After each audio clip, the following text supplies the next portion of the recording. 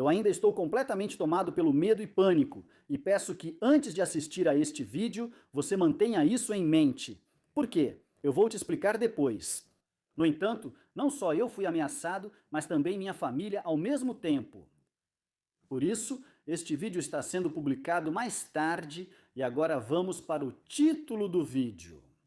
Hoje, mais uma vez, tudo está em jogo na política de Berlim. Mas como fomos enganados novamente nos últimos dias e quanta propaganda eleitoral foi feita para a AfD, você vai descobrir neste vídeo. E bem, ouça tudo isso por si mesmo. Os números falam por si só. Os números caíram de forma tão clara e tão evidente que podemos dizer que já resolvemos grande parte do problema. O que ele apresenta como solução para o problema, infelizmente, vemos de forma bem diferente aqui na Alemanha. E isso eu também tive que perceber hoje de manhã. Ontem à noite, ou hoje de manhã, tive que perceber dolorosamente que a ameaça contra a nossa cultura, contra a nossa população, infelizmente, não está diminuindo.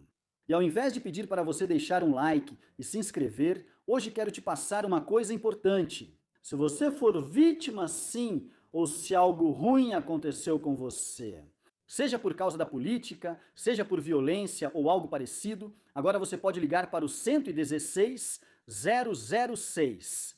Das 7H às 22H essas pessoas estão disponíveis.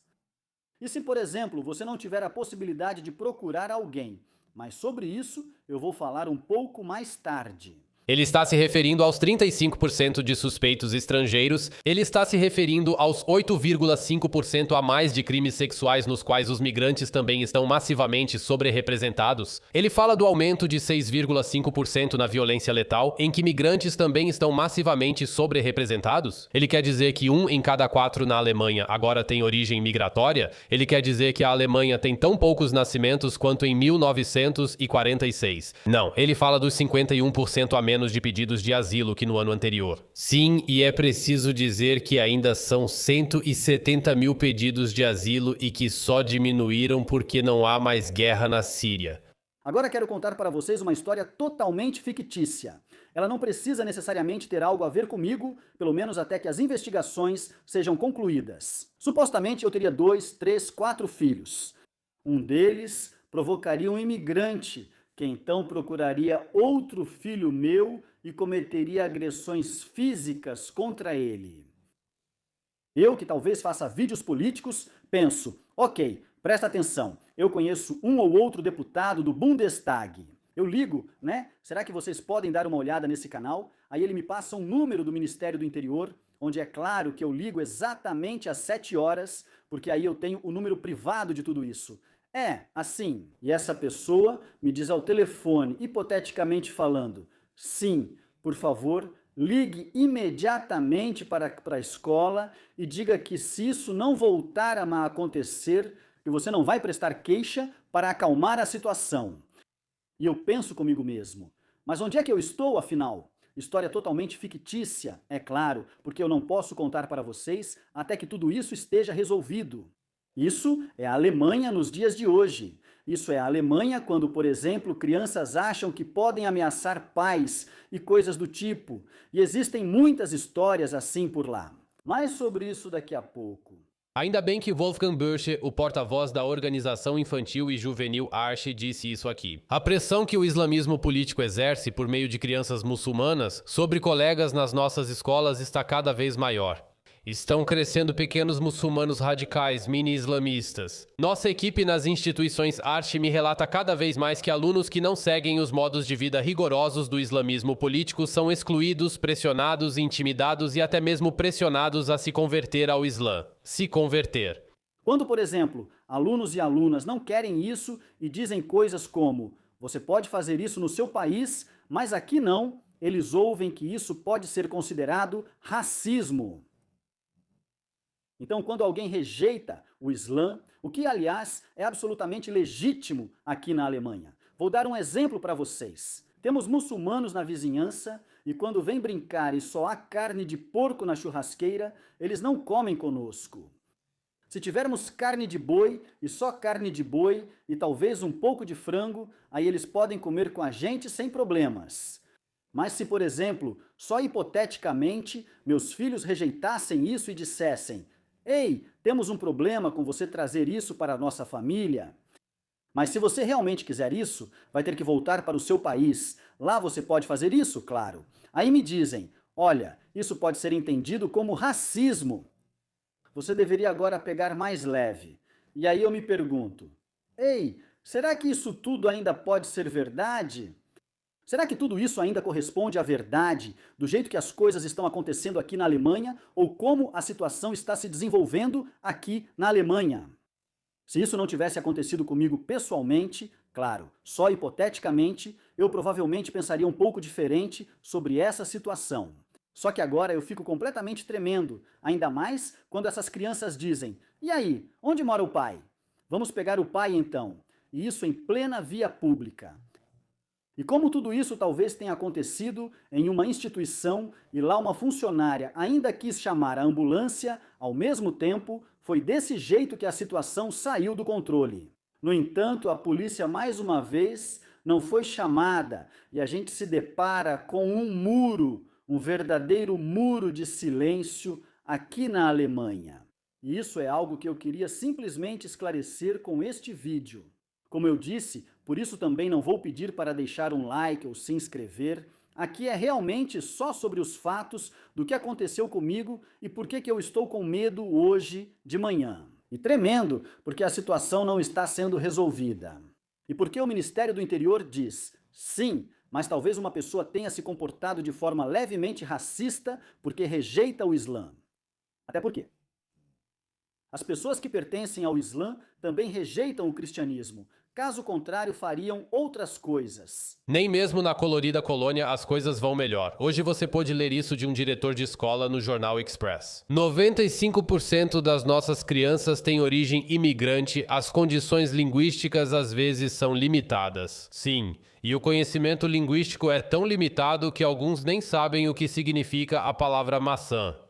Quando tento ensinar as letras A de maçã e B de árvore para as crianças usando a tabela de sons iniciais, isso não funciona para muitas delas. Elas simplesmente não sabem o que é uma maçã, porque elas não conhecem a palavra. Sim, e se continuar assim, em no máximo 10 anos realmente teremos chegado à idiocracy. Com certeza, de alguma forma, em um tipo de califado colorido.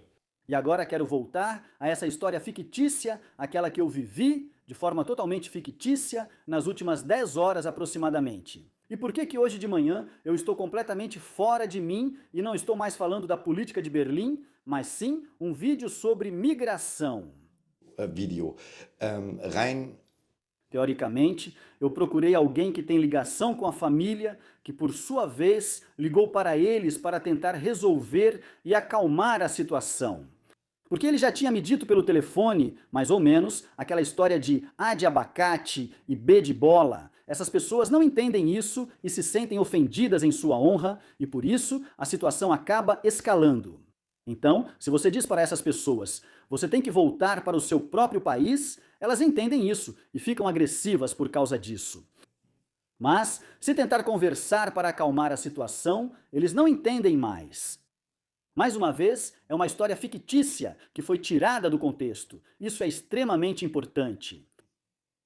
Quero apenas ressaltar que, se essa política não mudar o mais rápido possível, teremos um problema. Friedrich Merz não pode simplesmente afirmar que resolveu os problemas, enquanto a situação só piora diariamente para todos. E sejamos sinceros, hoje em dia todo mundo conhece alguém que já foi atacado. Ou todo mundo conhece alguém que morreu, ou todo mundo conhece alguém de uma vila onde alguém morreu. E muitas pessoas conhecem as três situações ao mesmo tempo. E o que a política faz é construir muros, construir um muro enorme ao redor, para que você aí fora não possa buscar ajuda de jeito nenhum. Exceto, é claro, pelo número de telefone que eu te dei lá no começo, caso você não tenha o número do Ministério do Interior. E agora eu posso te dizer uma coisa. Tem a ver ou lida com instituições, como por exemplo centros juvenis, etc. Então, a palavra Ministério do Interior vale ouro. No entanto, há pouquíssimas pessoas que podem recorrer a isso. Mas você pode, por exemplo, se assistiu a este vídeo, simplesmente escrever um e-mail para o Ministério do Interior. Por quê? Vamos ouvir mais um pequeno trecho e eu já te conto por que isso vai fazer seus interesses avançarem muito mais. O governo está controlando a migração tão bem que até mesmo migrantes bem integrados agora têm medo das consequências da migração em massa descontrolada. Também me dá medo quando vejo isso. Na Alemanha, onde eu me sentia segura, onde eu me sentia bem em meio a valores liberais, onde eu podia dizer quem eu sou.